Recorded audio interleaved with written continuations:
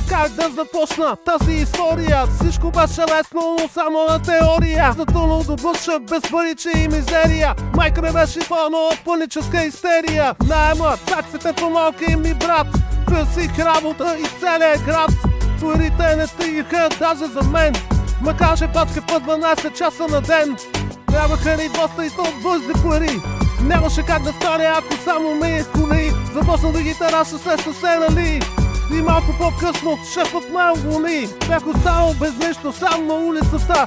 Надежда нямат, беше се изпарила и последната. До тук за мен такава е историята, бях готов да смачкам на някой физиономия да стана адвокат. Използвах умраца, не ме беше, че в панделата ще вляза. Много пъти по земята щех да вляза. Изключ всичко от войната да изляза. Аз стана адвокат, използвах умраца. Не ме беше, че в панделата ще вляза. Много пъти по земята щех да вляза. Изключ всичко от войната да изляза. Външих помощ от един човек.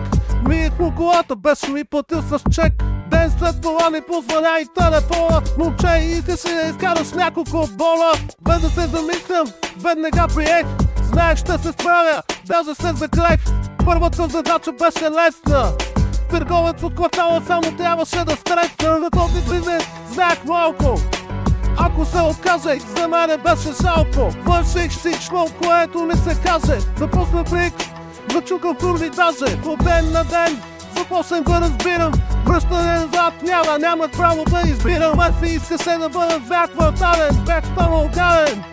Дори брутален да стана адвокат. Използвах умраца. Не ме беше, че в панделата ще вляза. Много пъти по земята щех да вляза. Изключ всичко от войната да изляза. Аз стана адвокат. Използвах умраца. Не ме беше, че в панделата ще вляза.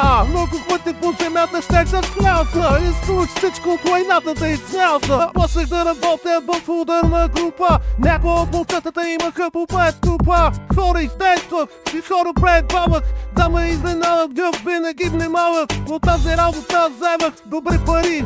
Има всичко, което нямах преди. Подарих на брат ми образование и взех да му обръщам вече повече внимание. Войната обаче, в които дам на газе, станаха дълбоки, колко дой да се падех. Че гетата вече душиха около мен. Знаех какъв ще бъде краят до мен. Че дървени стери под земята или желязна решетка е паси съдбата. Ако всичко това е сън, нека да приключи. Подяволите колко още трябва да се служа. И стана адвокат, използвах умраца. Не ме беше, че панделата ще вляза. Много пъти по земята щех да вляза. Изключ всичко от войната да изляза. Аз стана адвокат, използвах умраца. Не ме беше, че панделата ще вляза. Много пъти по земята щех да вляза. Изключ всичко от войната да изляза.